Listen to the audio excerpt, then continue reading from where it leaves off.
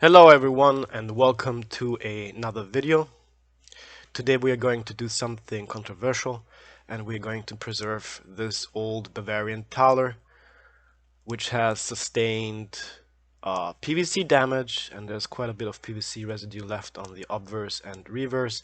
It's a quite gorgeous example, and what has to be done has to be done. Some of you guys might not like what is about to happen, but yes. So PVC stands for polyvinyl chloride, and it's been used to manufacture old coin holders. And even today, there's still coin holders, plastic coin holders being sold who are made with PVC. In the beginning, PVC residue is easy to take care of because it has somewhat of a gooey, sticky consistency to it. But in this particular case, the PVC already has started to attack the surface of the metal. And over time, the PVC will eat itself into the metal. So you definitely want to remove it ASAP.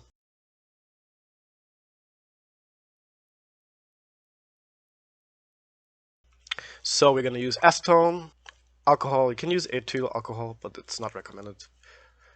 Alcohol of choice is isopropyl alcohol.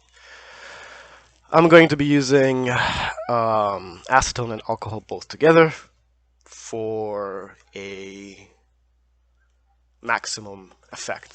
So let's see how the result is going to be like. I can tell you guys that this whole process took several hours to complete. Each coin is different, but you always want to be very careful. So this video is by no means supposed to be a guide or a how-to preserving coins, but rather an example of what can be done. I just wanted to put this out there because other people are doing this as well, and coin dealers are doing it, coin collectors are doing it. So I want you guys to be aware of it. And I don't think there's anything wrong with preserving a coin, but if you want to start preserving your own coins, I would strongly recommend to do your research. You will find a lot of information online on coin forums and various other platforms that you can read on. And I'd say start small and do some experiments. I have no problem with that whatsoever. So what I'm doing here is I'm bathing the coin in acetone and alcohol. And I do switch the coin from the acetone to the alcohol as I see fit. You can tell already that at this point the patina has been changed. Some of the toning was taken off, and there's slight improvements on the PVC residue. And as you can see, the toning changes quite a bit. That's most likely the result of the alcohol. The alcohol does indeed remove layers of the patina, so you want to be careful using it. However, sometimes with heavily damaged pieces such as this, it's necessary to use both alcohol and acetone. They both work similar, but in a different way.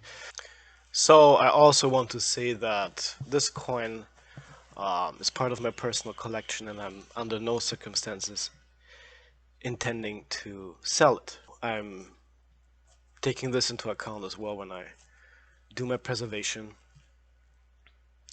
This coin is in my collection to stay, but I'm thinking of the future, and I want this coin to stop being damaged by the PVC. So it's a matter of personal choice if you want to preserve a coin or not. Also be aware that sometimes you might show things that have been hidden by the patina, such as hairlines and imperfections. So eventually I had to use something else other than acetone and alcohol. I'm not going to say what it is, simply because I don't want anybody else using it, because you can mess up with this one in comparison to alcohol and acetone, which are mostly safe to use.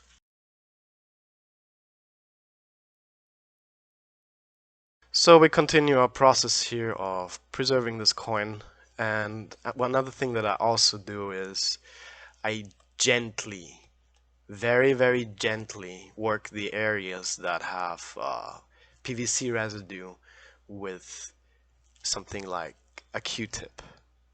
It's necessary sometimes, you have to do it, I'm sorry. But I'm being careful enough not to damage the surface. I mean, this is a problem coin already, and I just don't want it to get any worse. As you can see, the surface of the coin keeps changing, especially on the reverse is turning bright and white. There's still a good amount of toning left on the obverse. That's a good thing, you know. I didn't want to resort to just use a silver dip and completely ruin the coin. So here we are nearing the end of our coin preservation. The whole process took several hours to complete, but I think I'm very happy with the end result. We're going to see it in just a moment. Before we wrap things up, I want to say that if you guys want to do coin preservation, do your research and start small, please.